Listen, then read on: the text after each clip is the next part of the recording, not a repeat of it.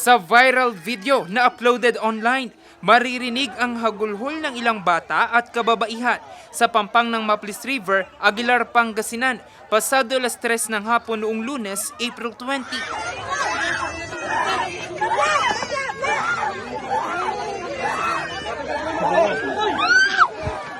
Ito'y matapos magkasagutan at uminit ang tensyon sa pagitan ng dalawang grupo ng kalalakihang naliligo sa ilog.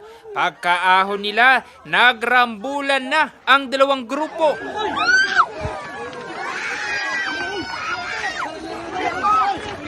Agad naman silang inawat ng mga pulis. 3 sa kanila ang nagkapuruhan.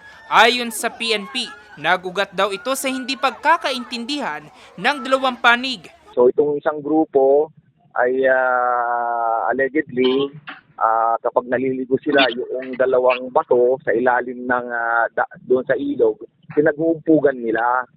So yung mga naliligong iba na sumisisid, sinita sila na maingay at wag nilang gawin yon. So dahil lang doon sa sinabi, doon na nag-umpisa yung kanilang hindi pagkakaintindihan. Nang subukang awatin, napag-alaman na ang dalawang grupo lango pala sa alak. Nang mahimasmasan, nagkaareglo rin sila at nagpasyang umalis na lamang sa lugar. Amoy alak po sila. So dahil po doon, ang isang tinitignan ko pong isang faktor, kaya ngayon po isang measure na ginawa po natin sa panig po ng PNP ay pinagbawal po natin yung pagdadala ng alak at pagbebenta ng alak doon po sa loob.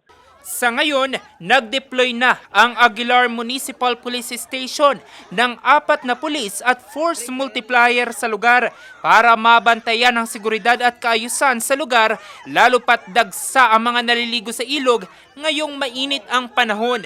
Ipinagbawal na rin ang pagdadala at pagbebenta ng alak sa lugar. Paalala na lamang ng opisyal na wag nang idaan sa init ng ulo ang pamamasyal, kundi enjoyin na lang ang likas na ganda ng kalikasan.